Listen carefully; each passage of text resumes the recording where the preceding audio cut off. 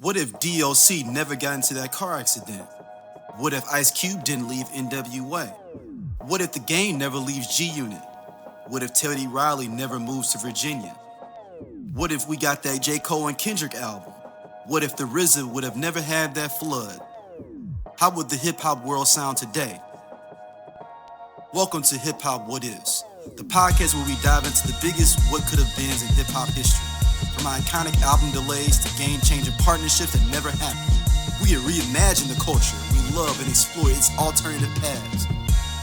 And you are now at Hip Hop What Is.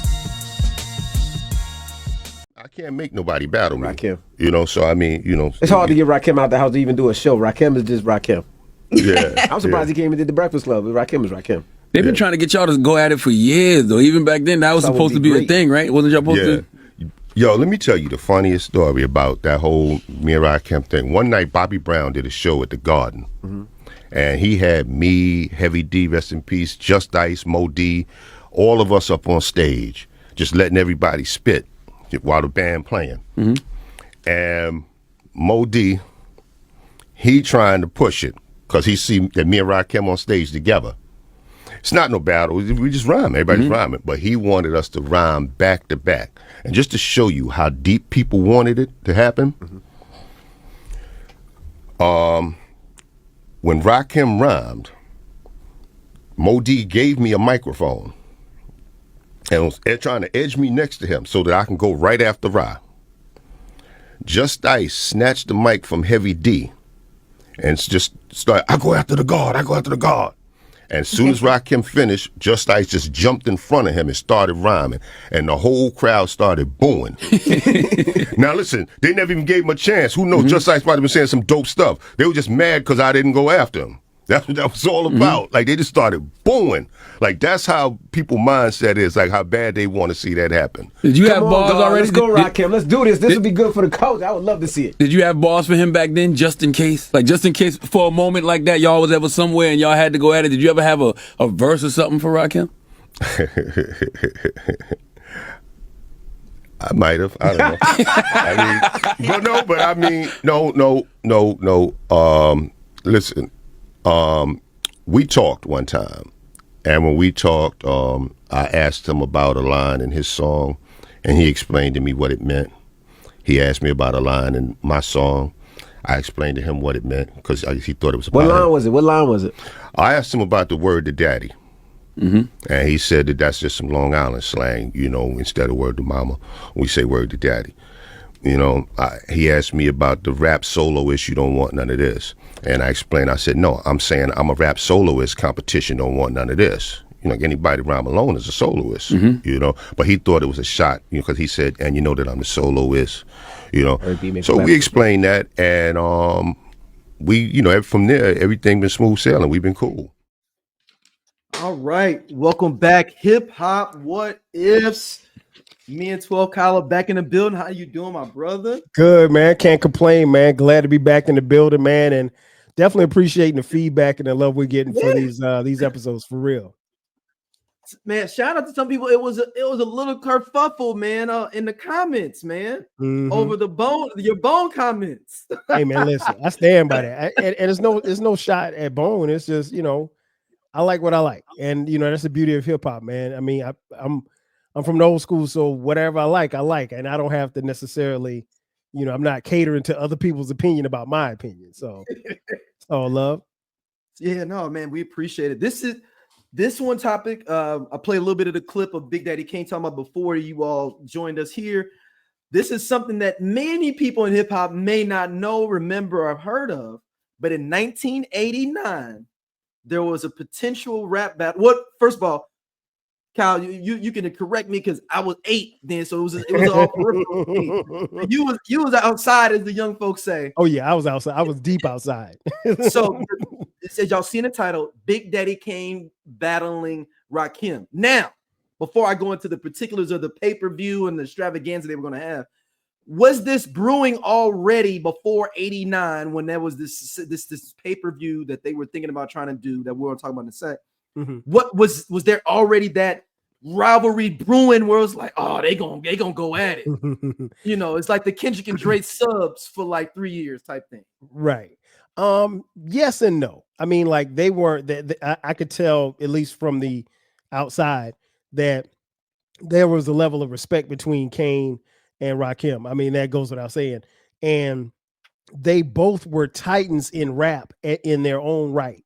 And by this time, you know, Paid in Full had come out, and you know, Long Live the Kane had come out. So these are two seminal and pivotal albums that came out. One in 87 and Paid in Full, and one in 88 and Long Live the Kane. And so the fan bases, you know, it wasn't like how it is today where people are like, oh, you can only be a Kendrick fan, or you could be a Drake fan, only you could be a J. Cole fan. It wasn't like that. I mean, like we were genuinely fans of these MCs, and it was okay if you were a fan of everybody because we genuinely enjoyed and loved the genre of rap because it wasn't even hip hop back then, right? It was referred to as rap. So to answer your question, no, it was something that I think we would have. And I'll just give you an example. Like I know for a fact, me and my friends discussed, not necessarily argued, but we discussed, you know, who was better, Rakim or Kane. And so that was a discussion, but whether or not you could hear them battle, you know, it's not something that we ever thought that would be something. But I mean, like when we heard Follow the Leader, when Rakim said word to daddy, indeed, we thought he was talking about Big Daddy Kane. And so the subliminals was sitting there. The subliminal was out there. Subliminals. I mean, like on Follow the Leader, he said they couldn't follow. He said dig him, I never dug him. He couldn't follow the leader long enough, so I drug him. And people thought that they were talking when he said dig him, I never dug him, thinking about EPMD when he said it's like dig him, smack me, and I'll smack you back.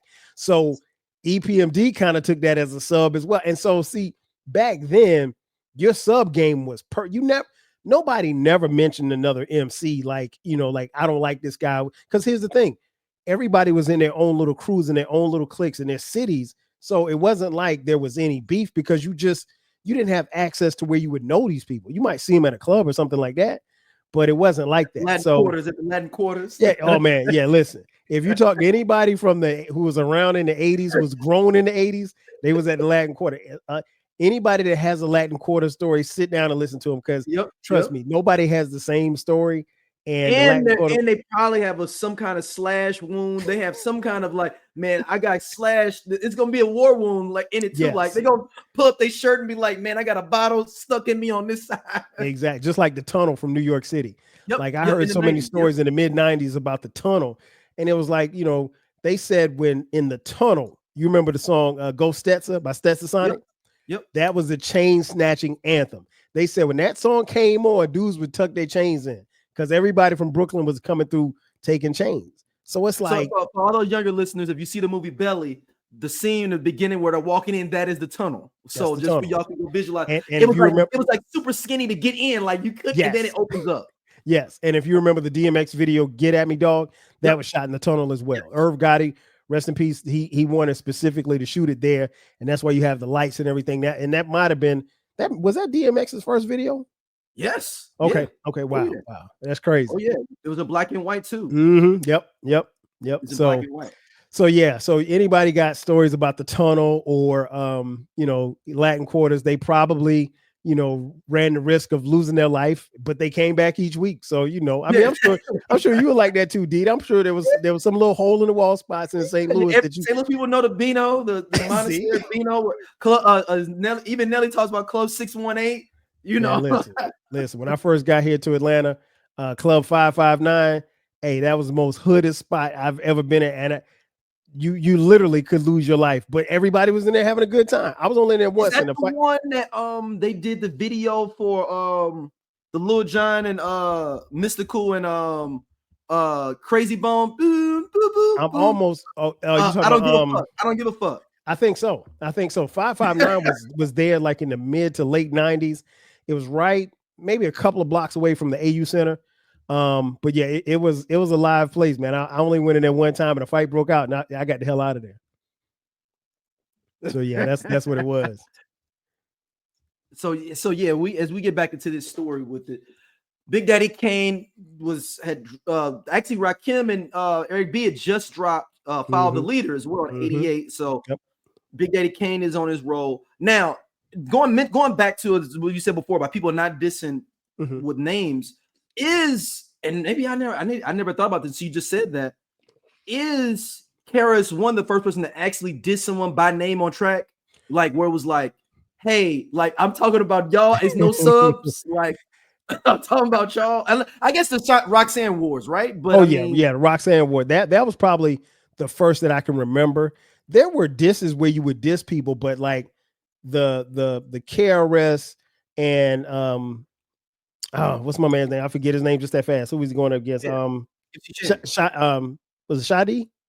No, it's MC Shan. MC Shan. I'm sorry, MC Shan. Yeah. So I'm thinking about Atlanta.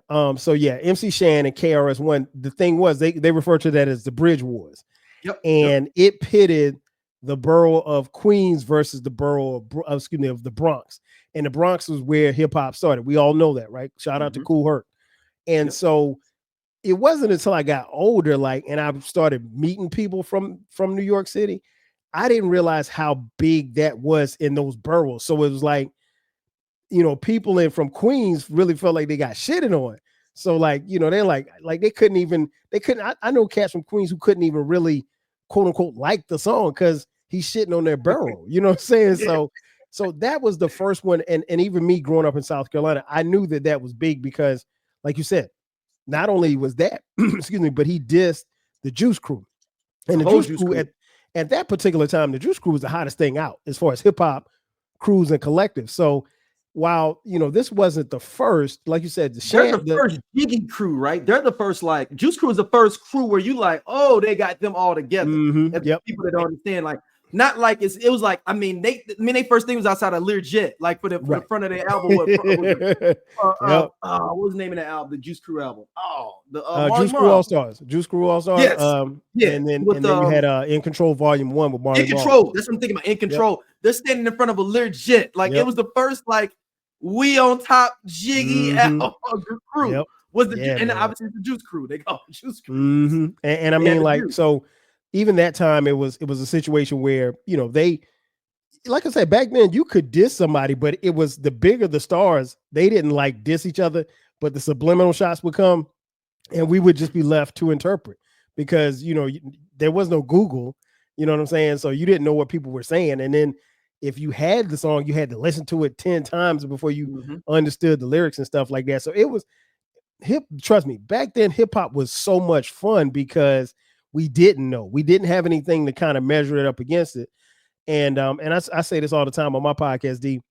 One of the great things about hip hop back then, if you're talking about the mid to the probably mid 80s, right before this time frame that we're talking about with Big Daddy Kane.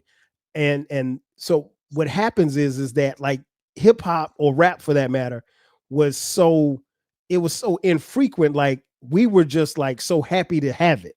You know what I'm saying? I remember coming home from school, playing my tapes, and you were just hoping that rap wasn't going to go away because the grown folks told us that rap was just going to be a fad. It was oh yeah, it's going to go away just like breakdancing, and we believed it. So you disco. Exactly.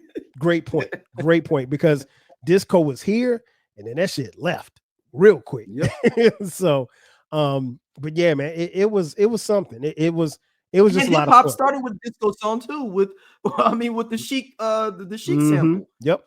For Rapper's Delight. So they was oh, this is just a basic offshoot of disco. And people didn't know what to do with rap. I mean, when you had Grandmaster Flash and Melly Mel and the Furious 5 drop The Message in 82, nobody knew what to do with it. I mean, it was a great song. It's arguably the greatest hip hop song ever.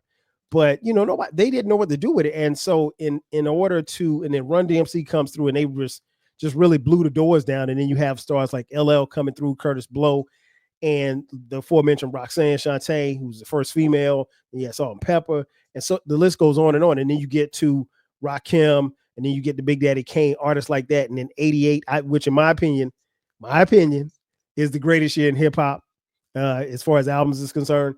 So all of that stuff happens. And then you have this thing brewing where there's a competition between MCs. And what we're going to talk about on this episode, just the competition between Rakim and Big Daddy Kane. Yeah, so the stepping into the Juice Crew to give people, I always thought that Big Daddy Kane was like he missed the nuke of KRS-One. Like it was like Yeah. he didn't show up on time for like similar to actually. Funny thing is with the symphony.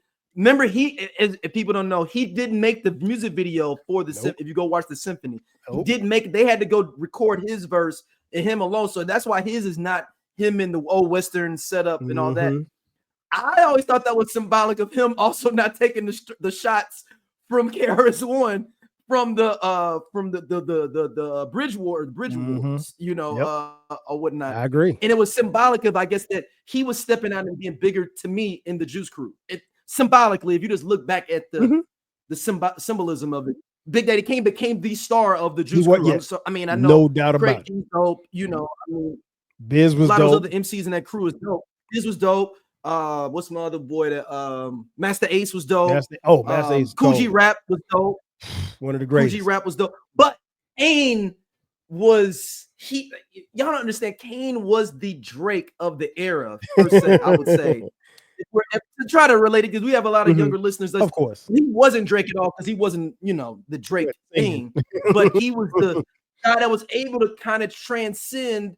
Y'all gotta remember, he ended up being in a Madonna coffee table book where he was like laying with her naked and stuff. Crazy stuff in the early 90s, kids. You like now it is nothing though. Like that now, I actually saw the pictures. It's not even that big of a deal. No, but in the early 90s, doing something with Madonna when Madonna was on. This is when Madonna was like super sexualized. People wasn't doing the disco Madonna music she was doing in the early 2000s. Huge. She was bigger than what Taylor Swift is today. Yes. Madonna was, and you got, and by that time when Kane started doing the Madonna stuff, and a little bit, I know a lot of people, a little Madonna stuff was. Madonna had been in the game over 10 years at that point. Madonna had been 10 years in the game by that time. And she knew how to market everything, and everything was, you know, she was a brand. She was a brand before we knew what a brand was. Constantly. Constantly. She rebranded constantly. And so even when you mentioned that picture, for those watching on YouTube, thank you for watching. I was shaking my head because I think, my personal opinion, I think that was the downfall of Kane. No. I know it is the downfall. I don't think that there's no question. Okay, because it was just like, because here's the thing: Long Live the King comes out in '88. Immediately, I mean, it's a really, really dope album. And for the ladies, Big Daddy Kane instantly becomes a sex symbol. I don't know how. I mean, I guess I know why, but he was a tall chocolate brother. We wasn't a lot of chocolate brothers back then rapping. Let's just keep it a bean. And not just that, this is the heavy light skin era. This is the Albie Shore era of him having the ladies locked down. Yes. So light skinned dudes was on top, and then here comes Kane. And I mean, like, anybody who followed rap at that particular time will tell you that, because Kane was different, and he was like his song. He was a smooth operator. His dancers, Scoob and Scrap, they were dope. Kane didn't look like a lot of rappers, because you see him in his videos. He's got on 3-piece suits. They're dancing. So he was the epitome of smooth. And so, like, you know, the whole thing with the Madonna thing, I think, like you said, D, when you look back on it now, it compared to what we see it now on a day-to-day basis is crazy. But yeah, that was the time, man. And I think, you know, that was kind of like the downfall. But in this time period, we're talking about 87, 88, 89, man, Kane, he's probably the biggest, if not the biggest, one of the biggest rap stars in the game. Yeah, so just to give you all some framework of this event. This event was supposed to take place in 1989. It was supposed to be originally the cult. I'm gonna pull it up here again. I lost my notes. But as I pull these up, what was it about Rakim? So let's talk about Rakim a little bit before we get into the actual battle. It's interesting. Big Daddy Kane, Rakim never actually technically crossed over, as the proverbial thing is, where people are like, oh, I'm scared to cross over. That was the whole thing, people at that time, late 80s, early 90s, even I guess maybe even going into the mid 90s. Definitely. The fear was, if you crossed over, you didn't want to cross over too much because you didn't want to get hammerized, basically. That was the fear. Am I wrong? No, you're right. You said hammerize. That's funny. Right. I made this up. I got to use that word, man. Yeah, Hammerize. hammerize. Because I think people wanted it, but then they saw what happened with Hammer with it, and then they were like, "Oh, that's not what I was thinking about. That ain't what we want. That's not what I thought we wanted to be. That I wanted to be. Well, you know what's interesting? I mean, like, and I even go back to the I think it was like 92. EPMD made a song called Crossover. Like, yeah, you didn't want to cross over. Hammer crossed over, and but I one Kane of the things too. I keep in mind Kane did too with the Madonna stuff. Yeah, he definitely did. He definitely did. But here's the thing I always say about Hammer, man. I think Hammer was always like misjudged because I think like people don't understand that he opened a lot of doors. Hammer was the first, rapper to be we gotta do more too. Hip hop owes him a big yeah, man. I think we all need to have like one day where everyone just goes outside their door and be like, I'm sorry. Hammer. Man, listen, I did an episode. Maybe you can hear it, the world can hear it. I did an episode. I said like we owe Hammer an apology because like he sacrificed a lot. But getting back to Rakim, his impact was crazy because one, he wasn't in the pantheon of the five boroughs because he was coming out of Long Island. And so he was not a Brooklyn, was not a Bronx or Queens or anything like that, or Uptown, as they say. But when Paid in Full came out, like it changed everything because you never had a rapper rap the way that he did. He mixed in the 5% Nation, and then he was so cerebral that like he mixed really dope rhymes with lessons. And the thing that people don't understand or tend to forget. Rakim never cursed on the record. Never. He didn't have to. And so like, and then when you add that with the appeal of the video, and I remember just seeing his videos and like he was the epitome of cool. And what was interesting, D, is like, it's funny because like Rakim is, I think at the time of this recording, I think Rakim was like 57 years old. He seemed so much older because he looked old, but he was like 18, 19 when they did Paid in Full. So he wasn't that old. But I mean, that album was critically acclaimed. It is heralded by many as to being the greatest hip hop album of all time. Many argue that it is. Personally, is my favorite. He's the blueprint for literally your favorite rapper's favorite rapper. Oh, no doubt. Literally. A lyricist at heart. And here's the thing that people don't remember, what they would remember if they were around, but Rakim, the difference was he had a very low baritone sound. At that particular time, coming into rap, most of the people, Curtis Blow, his voice is kind of high. Run DMC, their voice is kind of high. LL, his voice is kind of high. Melly Mel, all of them, their voice is kind of high. Everywhere. Exactly. Rakim was like, together we get paid for. I was a fiend before I became a teen. I melted microphones instead of cones and ice cream, music orientated. So when hip hop was originated, fitted like pieces of puzzles, complicated. I could do this all day. But my point is that the tone was very low and we didn't have a lot of MCs that sounded like that. And then when you started listening to the brother, he was so deep. It was like, man, where did this guy come from? And so like the ultimate compliment was people called him the God MC, meaning that he was, now keep in mind, D, this is 87 when this album comes out. There had already been rappers before him. There were going to be more rappers after him. But they said after the first album, you are the God. And nobody said, well, wait a minute, I'm the God. No, I'm the God. No, none of that. He's the God. And even to this day, they call him Rakim Allah. He's the God MC. He's the God MC. And I wonder, how did KRS-One feel at this time? Just because KRS-One, he always said he had a rhyme book for every rapper to be at a distance. Yeah, of course he did.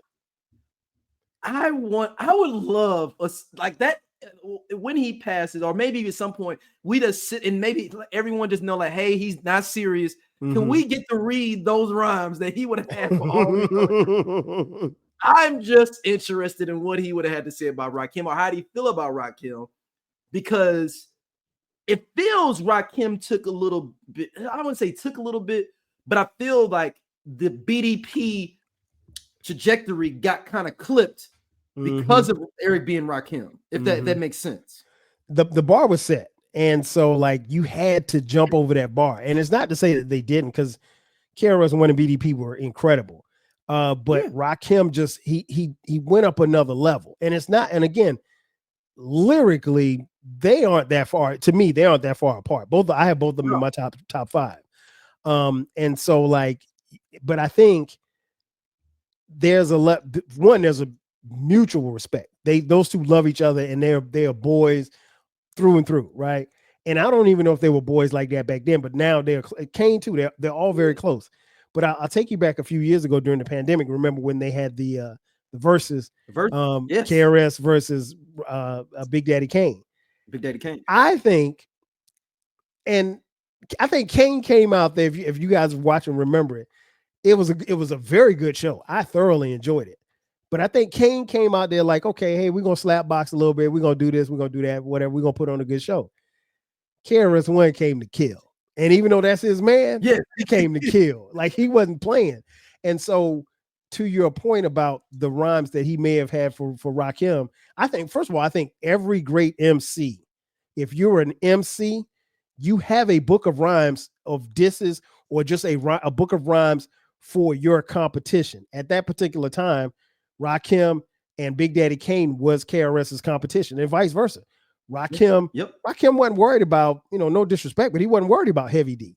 But he had some rhymes for Kane. He had some rhymes for KRS-One. He probably had some rhymes for LL too, or EPMD, or whoever else that was close. Run DMC. He had it for everybody. So like any great MC at that particular time, you always had a verse or two or a song for your competition, because competition was very thick back then. Because if you think about it, people didn't like work outside of their crew. So outside of the Juice Crew, Kane wasn't going to do a song with LL. He wasn't going to do a song with Rakim. That stuff didn't happen until later on in the 80s. That whole, meshing crews and stuff like that and doing songs together. No, they didn't want to do that. Nobody. And then people are saying that's why the Juice Crew was so big when they came together to do the album, because people weren't doing that. The idea of a crew wasn't like that. It wasn't. You had to have grown up together to be a crew. Yep, exactly. Yeah, if you wasn't doing that, they wouldn't rock with you like that. Had people from Brooklyn in it. They had people from Queens in it. I believe is what you call it from? No, he's from Mass 8's from Brooklyn. But I'm saying I think it was basically based Brooklyn and Queens guys. Okay. So you don't even have that with it. So I'm gonna go through. So basically, going back to this paper, so it's gonna be a pay-per-view battle. And back in 1989, it was gonna be called Rap Mania, and it was gonna be televised. They said there was a pay-per-view event called Rap Mania, and they televised. They had a first one in '88 that made a lot of money called Rap Mania. That was already had happened. It was a guy named Van Silk who financed it. So he tried to get it was a rap battle, but it was more, I guess, more localized of just maybe some MCs around the way doing it. So they were trying to set up Sparky D versus Roxanne Shante, Furious 5 versus the Cold Crush Brothers, LL Cool J versus Kool Moe D, which I don't think would have happened, and Big Daddy Kane versus Rakim as the finals. I think those egos, both of those egos, were way too big for that. Okay, because I just think that they would have wanted their own situation, and then so you were just them by themselves, just a heavyweight fight. LL's particularly at that time, LL's ego was y'all don't understand. Like, LL did an album called Walking the Panther, where he literally just was an asshole throughout every track on that album. Brenda got a big old butt. I'm that type of guy. Just so just being obnoxious. Like the whole album is obnoxious. It's very obnoxious. And it's not really a good album either. It's not. It's obnoxious. If you go look at it, it's an obnoxious album. Yeah, I didn't like it.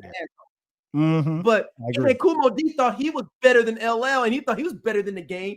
And he feels like he's been slighted because we're not talking about him like we do Rakim, Big Daddy Kane, KRS-One, and LL. So he feels super slighted. He's not going to be on the bill with this at all either. So that's what I'm saying. It wouldn't happen with them too. You make a great point, because and I don't even know if did you see the Kool Moe D report card? Yes, I think we may need to do a audible and actually do a what if these we did these today. Yeah, that's a definite episode that we should do. So I saw his report card, and for those of you listening, watching, he created this thing called a report card where you score maybe from like 10 different categories or whatever like that, and you can get, I guess, numbers. And so he ended up with like a 98. So think about it, like John Madden on the football game, your scoring or your rating. He was the highest. He was the highest rated MC of all of the top like 50 MCs. And he was the highest rated on his report card. He might have gave Ella like a 72 or something like super low. So Kumo D, and no disrespect, but Kumo D thinks a lot of himself. So to your point, D, yes, you're right. Their egos probably wouldn't have made it happen because they would have both wanted to have the top billing, if you will, and then no undercards, just the two of them going at it. Because those guys, I think at the height of their beef, and they had a very long-standing beef. Their beef wasn't like a couple of songs. Their beef lasted about 4 years. At the height of their beef, they didn't like each other, and they were really competing because of egos. They really didn't. I think Kumo D still doesn't like LL to this day. He might. The I Only Listen to 90s Music podcast is a show for 80s babies who were 90s kids. If you were a No Limit soldier, then this is your show. If you believe that Cash Money is not an army but was a Navy, this is the show for you. If you and your friends ever tried to sing a song written by Escape, In Vogue, Shy, or Boyz II Men at a talent show during middle school, this is your show. The I Only Listen to 90s Music podcast is a bunch of 80s babies talking about all the songs and things that we loved when we were kids and teenagers. So if you went to the skating rink and you were at a lock-in, this is the show for you. If you think that Tevin Campbell was the original Prince of R&B, this is the show for you. If you don't understand the conflict between Monica and Brandy, but you're kind of on Monica's side and understand why Brandy got punched, this is the show for you. Make sure that you tune in, subscribe, click the little subscribe link. We're here. We're going to talk about all things 90s music. This is the show for you. I forgot. I heard an interview, I know, in the late 2000s, and you could tell he wasn't fucking with him still. Like, it was like... like he genuinely still thinks he's better than LL, and he thinks he won the battle. Genuinely, even to this day in 2025, if you ask Kumo D who won between him and LL, he'll tell you him without a doubt. Mama said "Knock You Out" was so big. Kumo D's going to have to sit down on that one. Yeah, man. But he, like I said, at that, I'll put it like this: the great thing I can say about Kumo D in that particular battle is he went toe to toe with LL. He took LL shots. He delivered shots, and he didn't fall. So not a lot of people can say that he took LL's best punches, and he didn't knock him down. So I'll give him props for that. Yeah. I think Mama said "Knock You Out" was the knockout punch. Though. Oh yeah. I mean, but I don't think it took him down because I think he came back after that. So. I don't think Kumo D came back after that. He had a response. I don't think it was that good, but he had a response. I don't think it was good. I mean, but and here's the thing too. I know it's off on another tangent, but for those who are listening, watching, when it comes to diss records, after about 3 or 4 diss records, you done said just about everything you can say. And I was telling somebody, we have this conversation about Kendrick and Drake. I was like, all right, we've heard enough. There's nothing else y'all can. Other than you telling us that you're going to meet in SoFi Stadium and fight each other, there's nothing else you can tell us. There's nothing else to rap about, basically. So while I enjoyed the beef, I enjoyed the battle, I enjoyed the back and forth, it's time to move on. I hope they moved on. And they may give a little jab here, jab there, but it's, after a couple of songs, man, it's over. Yeah, so as we ask this question, what do you think would have happened in this battle between Big Daddy Kane and Rakim? I love both of them. I grew up on their music. I had the tapes. Everybody wanted to be like Kane. I wanted to be like Kane. Rakim is my guy. I think Rakim is the greatest MC ever. That's just my opinion. I think if if they had to battle and it had to be off the dome, I think Kane could probably win because Rakim doesn't strike me as a battle rapper. He's not a person. battle MC. He's not a battle MC. But I say that in saying that he's never had to battle because nobody ever challenged him. Scared of dealing with him. But I think if you bring people into a space and you say, okay, if it's just a regular cipher and they got the mic, can he freestyle? Yeah, Rakim can freestyle. I'm Rakim for freestyle today, like it's nothing. But to go back and forth and have this, I think Kane would probably win like that. But if they had to go song for song in a battle, I'm going with Rakim because I think Rakim would come with better songs and better lyrics and better, more wittier rhymes. But don't sleep on Kane. I even in a battle, I think this would probably be, it'd be like 6-4. Like it would be like, I don't. Now this is my question with this battle. Is this going to be a battle? Like the description of it. So they were going to pay them both 70 grand each, 75,000 each. That's a lot of money in 89. 89. That's like 700,000. Rakim kept saying no. And this is the thing though. Rakim's not. I love Rakim as an MC, but I've been to a Rakim show, and it's not like a show. You love the show, but you're nostalgic because of the lyrics, not because of the actual stage show. I'll say that. Well, it's not going to give you that energy of like, or not even that, it's not even necessarily like Nas is an MC that walks around and he's not like super animated, and Jay as well, but it's a different type of energy. Rakim is a little bit more subdued than them even. Well, you know what? I saw Rakim here in Atlanta.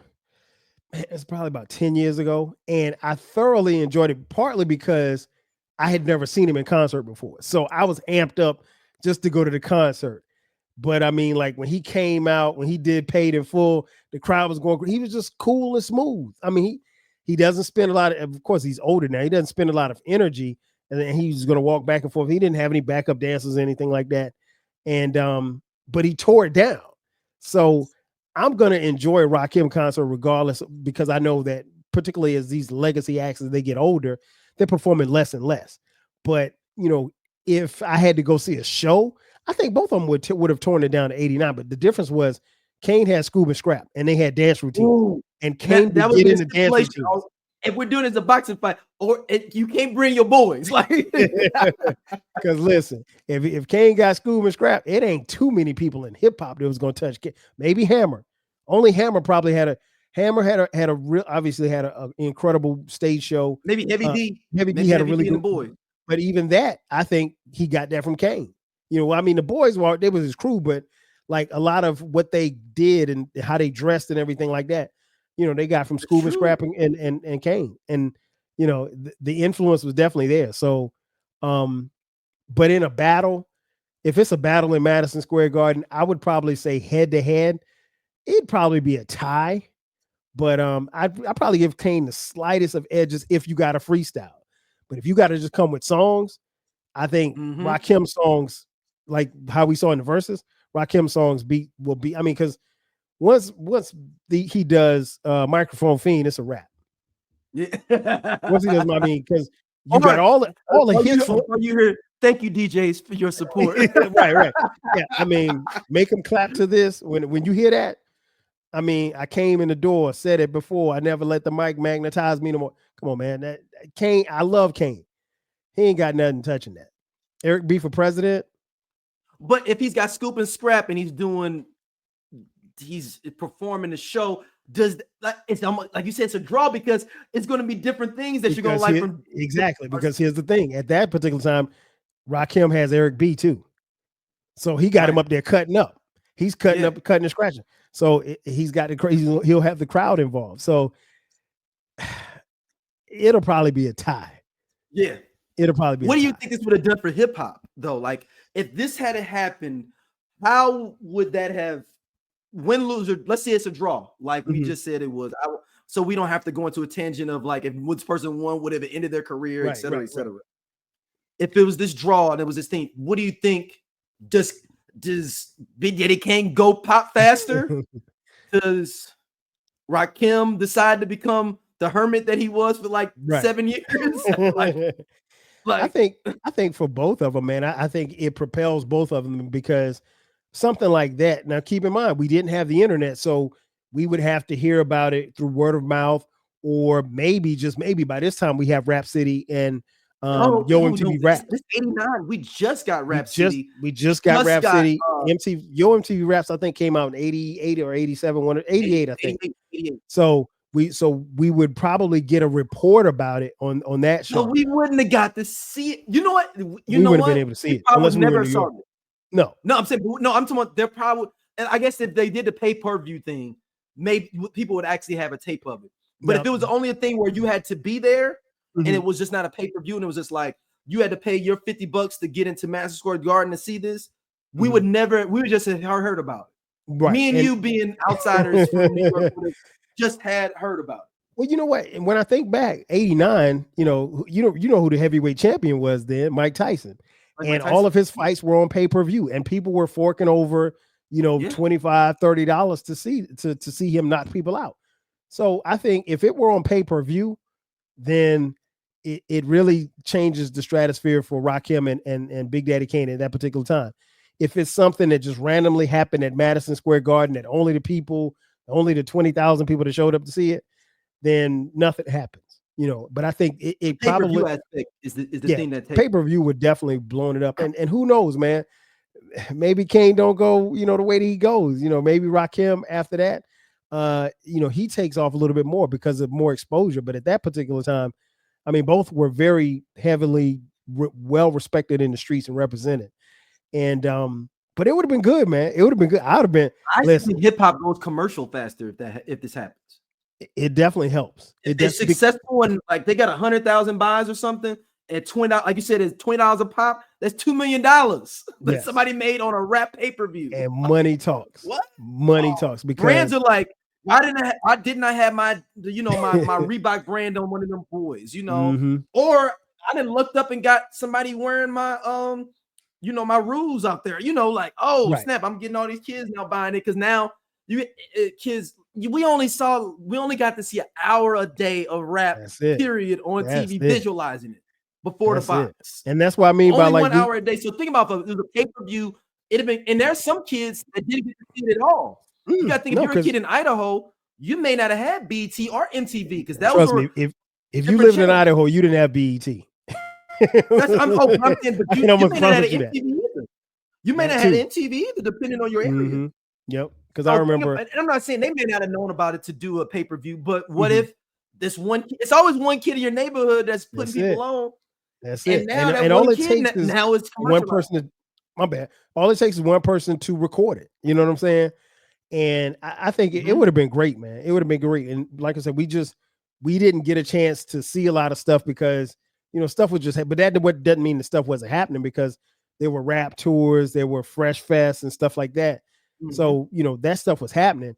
This right here would have been dope. And who knows, man, if you have this type of concert. And the thing about it was, gathering of rap fans at that particular time, the promoters were always worried about somebody getting into a fight or somebody getting killed. Yep. So the first thing that they would say is, oh, there was a rap concert last night and no injuries were reported. No one got hurt. Everybody left. No, the first thing is they call kid and play. Get them on the bill. Because that's what they said. Chuck D used to do that. Like, we got to get Kid and Play before this tour. Makes sense. Makes sense. Makes sense. That or Jazzy Jeff and the Fresh Prince. Somebody who wasn't as controversial. I mean, like, you would have to have an act like that before you brought out an NWA. So I think that could definitely have worked. And I mean, if you have that happen and there's no violence, who knows? Maybe it pops up around, they start doing different ones, kind of like I guess that version of a versus back then in different cities, in different regions. Because even at that particular time, hip hop was still, or rap for that matter, was still regional, very heavily regional. Now I wonder if they saw that idea for this, and that's how they came up with verses. I've always thought that. Did they see this pay-per-view idea that never happened between Rakim and Kane, and was like, man, why don't we do that? Bring that back. It versus worked very good for a short period of time, but it was ingenious because we were all stuck in the house. Yep. And this was the one time where we could see all of our favorite stars And it was cool because we were all in one community. We were all on Instagram. I know people who didn't even have an Instagram account. They got an Instagram account just so they could either watch the verses or get down with what's my DJ's name from D-Nice. D-Nice, yep. Yeah. So everybody was doing that stuff. So it was the perfect timing. Now I know it fell off because once outside opened back up, you know, people weren't going to, I mean, because think about it, like Instagram would have a couple of 5 million people watching this event. You're not but them going to the app too, though, them going to the Trilla app and making you go over to this other app. Yeah. Some of them you had to pay for, because I think the Onyx Cypress Hill one, you had to pay for it. Oh, I wasn't paying for that. I wasn't paying for that. I wasn't paying for SWV and Escape. I love SWV. I don't like Escape. No, I don't think you didn't have to pay for that one. I think the Okay. only one you had to pay for, and that's when it was. I think that may have been technically the last verses. And that there wasn't there supposed to be one with Puffy and somebody before all this stuff happened? JD. Or was JD? That would have been interesting. It would have been interesting. And I think they missed the opportunity. If we're talking about a versus situation, they should have took this on tour, though. Oh, no question. No question. As soon as outside opened back up, they needed to, because to me, they missed. I think the 3-6 Mafia Bone one was I think the pinnacle of it, where it was like at the height. Mm-hmm. You had to bring that to the South or the Midwest. To me, yeah. It shouldn't have been in LA. Because that crowd didn't know Memphis, right. I forgot it, man. Until you just said something, I forgot it was in LA. Why they didn't film that in the South? Yeah. And look, I'm being impartial here. And every person from here in St. Louis, if they'd have put it in St. Louis, it would have went crazy, because we were one of the cities that had Memphis and Cleveland. Like, all that music was here. Mm-hmm. Like, that is, I mean, you would have had, somebody might have got into a fight that night. Like, that's how crazy it would have been here. But it needed to be in the South. It needed to be in Atlanta, maybe. Even put it in Chicago, something like that, where it would have been more energy, you know. And I just think they made bad selections. It would have had that energy of the New York, the Locks, Dipset. Oh man, listen, that one. And well, I wasn't so much worried about that one, but the Gucci Mane and Jeezy, I don't think nobody was there for that one. I think that one was behind closed doors. Yeah, that was at Magic City, but I'm just glad they both made it out of there alive, because it was a lot of disrespect going on. I was like, yo, what are we doing here? He's about to. I was like, that didn't sound like, it sounded like a good idea on paper, but then after you see it, like it did. And it's like, as soon as the cameras came on and Gucci started talking about the dude that got smoked, and he was smoking on Pookie Loco, I was like, oh my gosh. I was like, Lord, please let these gentlemen make it home safely. And see, the thing about it is, the only saving grace is literally, you know this, D, from coming here. Yeah. The only thing saving grace is the Atlanta Police Department is around the corner from Magic City. That's the only saving grace, because they know they couldn't cut up, because you know what I'm saying, the cops is, you know, right there. But it was crazy. If we talking about this Big Daddy Kane, Rakim. Let's talk a little bit of as we wrap up their careers after this 89. Like we talked a little bit before about Big Daddy Kane. Rakim somewhat goes in. After that one, they do drop Let the Rhythm Hit Them. Don't Sweat the Technique, which is a dope song. I mean, the song itself is dope. But we don't hear from Rakim after 92. And that Don't Sweat the Technique album, I revisited it. It's got that and Know the Ledge on there. And Know the Ledge, I really attribute that to the Juice soundtrack more. Of course. And I just think it wasn't a good album. Cohesive. Okay, thank you. Because I didn't like it either. I still don't like it. And there's no bigger fan of Eric B. and Rakim than me. I didn't like it. I think they were shooting for something, and you could kind of tell looking back now on their history, they were going through some things personally as far as them as a group. So looking back on it, it kind of sounds like they mailed it in. But Let the Rhythm Hit Them, I think that was 90. Smash. You know, they put together some great albums, I think. You know, those first probably 3 albums. Yeah, and then after that, and then after that, only 4 albums, but the first 3 are fire. Yeah, the first 3 are, you know, smokers. I mean, you know, you got a classic and maybe some borderline classics, depending on who you ask.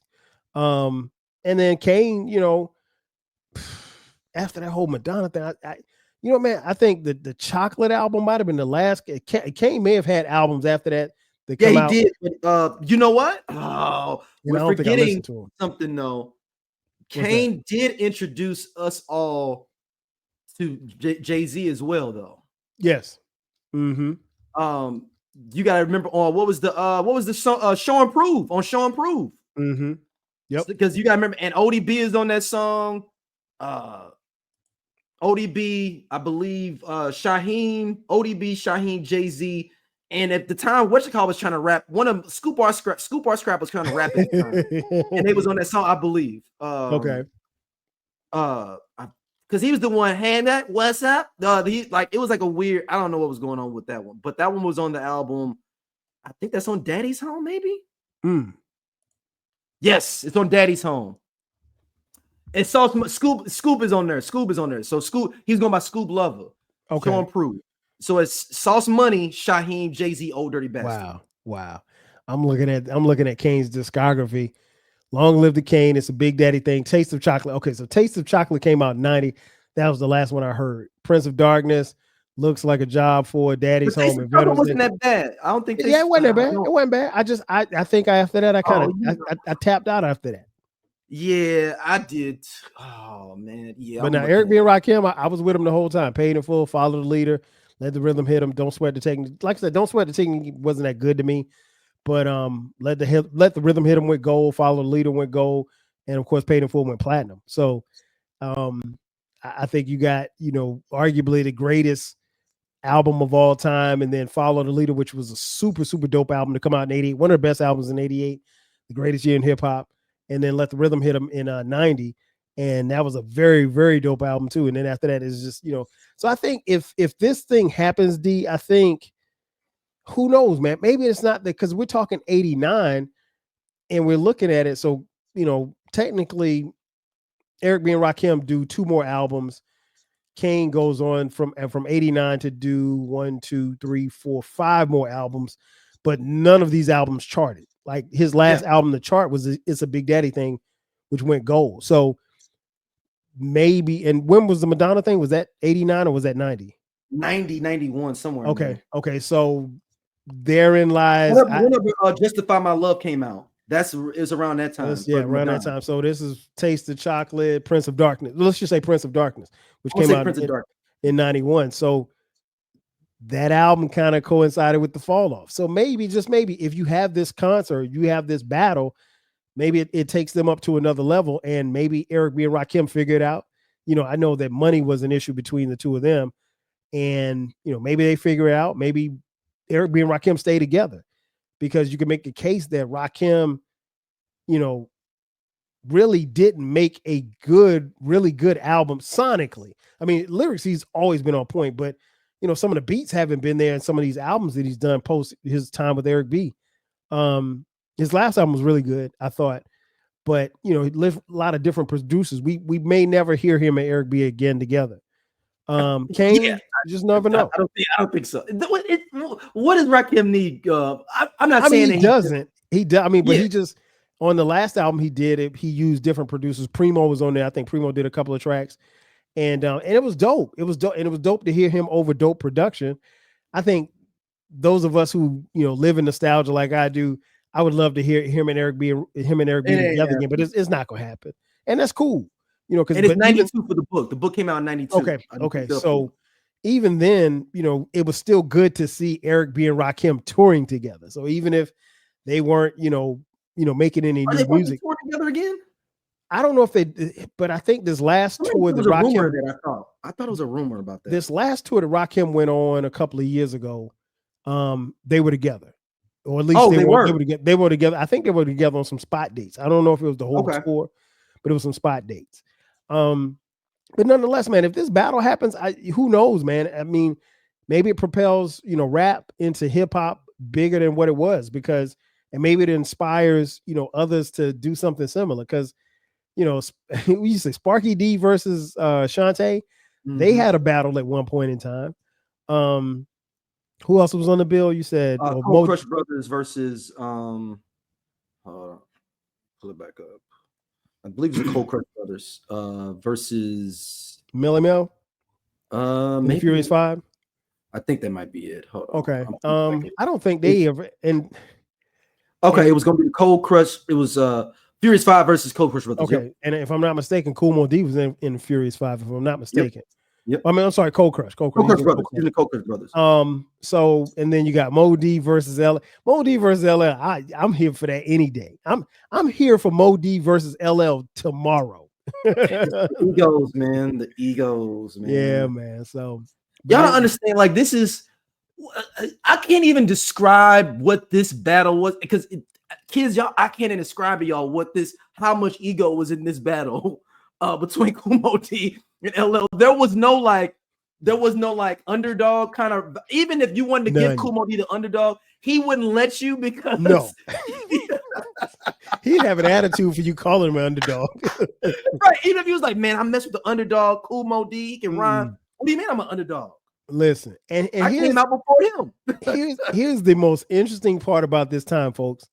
Nobody was making money. So this was just for the love. I mean, like, they were making money, but relatively, like D said, 70 grand to do this. They could go on tour. Treacherous 3. Treacherous 3. Okay. Treacherous 3. So they could go on tour and not make 70 grand. So that was a lot of money. So it's like, at this particular time, you're making some money, but it's really about bragging rights. It's really about being the best. At that particular time, being the best was your currency. You didn't care about how much money you had. You know, it was about you being the man on the big guy on the top of the hill. And so for LL, that was personal. Like I said, we don't know if it ever got personal between Kane and Rakim. We do know that there was a heavy level of competition between the two of them, and there was a lot of mutual respect for each other, and it still is. And as far as I know, they're pretty good friends even to this day. Yeah, y'all understand. Kool Moe Dee, he was so much ego. Yeah. So if it happened, man, it would have been an interesting thing for hip hop at that particular time. Yeah, that one would have been I can visualize it, but it's like one of those like, it could go so many different ways, like that kind of battle, because. And like I said, if we're talking about something. What's that? Hold on, they were both on the set for self-destruction. I just realized that in my mind, and they were beefing at the time. Who you mean? LL and Kool Moe Dee. Well, here's the thing. I don't know if self-destruction was filmed with everybody there. It may have been a situation, and I can only assume. Right, then it was different sections. I think there was different because when I'm playing the video in my mind, it's not like We Are the World where Michael Jackson has everybody come into one studio. Self-destruction, to me, it appears to be that everybody's in different places. I don't know if MC Lyte and Heavy D are in the same place. I don't know if LL and Kool Moe Dee are in the same place. I'll run the video back, but I don't think that they are. So I'm willing to bet $1 that they weren't all and it wasn't filmed in the same place. It definitely wasn't recorded in the same place. Oh no, definitely not. If it would have been filmed, if the video would have been filmed in the same place, a song about them doing self-destruction might have ended in fisticuffs.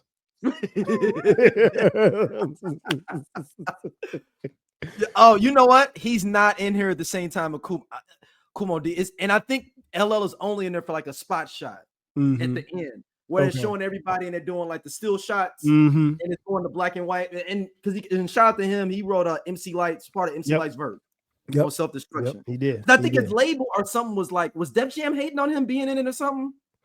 I can't remember. I know it was something, but and it could have been something contractually where that's why he wrote Light's verse, and I didn't realize that he wrote Light's verse until years later, because that was something that didn't happen. No MC would allow anybody else to write for them. So no. And MC Lyte said that's the only time and the last time I ever listened. She said wasn't nothing wrong from LL. Just thought that's not what I do. Yeah, I mean that. No. Yeah, that's like somebody. You let somebody wear your drawers or something, man. That ain't happening back in hip hop, man. That's why the whole, and I don't want to get into a tangent, but like that's why the whole Drake thing was mind-boggling to me, that I found out that somebody was writing his rhymes. I was like, okay, well, he's dope, and he seems to be a good writer. I was like, why would you let somebody else write your rhymes like that? That for singers, perfect. If you're an MC, you don't ever let nobody grab your pen. Never. No. That never happens. You'd be back in '89, you'd get kicked out of rap for some shit like that. Because you're not authentic. Yeah, shout out to LL Cool J, Yeah, man. And, man. Yeah, Kumo D. I gotta been, we going to visit that beef at some point. Oh, for sure, for sure. Yeah, we got a lot of stuff to cover. That is one of those beefs, y'all, that made no sense, to be honest. Like I don't even know. Like, I have to go back and like find out where is it. Like I know there's a determination of it, but it's like one of those things. Like I get where the most are like, okay, yeah, this happened. This is why they beefing. This one is just like. It started with, you know what, I can't remember which one. Like, I don't like this nigga. it started with a subliminal shot. I can't remember who threw the first one. It's Kumo D. Okay, How You Like Me Now? I'm getting busier. I'm double platinum. I'm watching you get dizzier. No. Kumo D is the first direct shot. He did some other stuff before. Kumo D did. Kumo D admits it like that. I just was tired of seeing him. And on the How You Like Me Now, I think the cassette single. It's got the Kango hat up under the tire. Exactly. LL's Kango hat is up under the tire. Subliminal shot. Not so subliminal shot, actually. Yeah. That one was direct, ladies and gentlemen. But where can people check you out, Kyle? Man, definitely check me out. I've got 2 podcasts. One is called the Rap Soul Podcast. We drop new episodes every Monday. That one deals with hip hop, R&B, rap, soul music from the 80s, 90s, and the 2000s. Trust me, y'all, it's the best music podcast you've never heard. So check it out. Hey, look, I've been logging in, man. I've been. Man, I appreciate it. With a couple of people, man. I really appreciate it. I got more coming. So I'm doing those now. I'm doing those on Mondays and Fridays, and then my parent company, the 12 Kyle podcast. We drop new episodes on that every Thursday and every Sunday at midnight. So you're getting 4 episodes a week from me. So I'm a hard-working brother. So yeah, if you enjoy what I talked about on here, check me out. Here's what I'll say about my podcast, and I say this modestly. It's like a potato chip, man. You eat one, you'll eat another. So if you listen to one episode, you still go on a rabbit hole with Kyle stuff too, because you'll be like, oh dang. Yeah. Listen, that's exactly what it'll be. It'll be if you're especially if you're like 30 and up.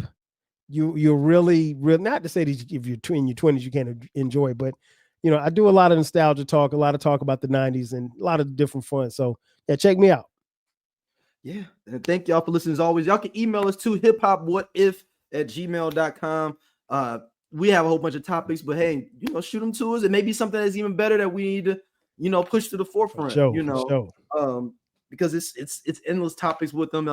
Soon we'll have some guests coming in potentially to discuss some of these topics. I know because the people have been hitting me up like, yo, when you gonna have me on? You better not do this topic without. Hey, bring them on. We the more the merrier. We like to get down like that. Yeah, and we will see y'all. Peace. 5,000.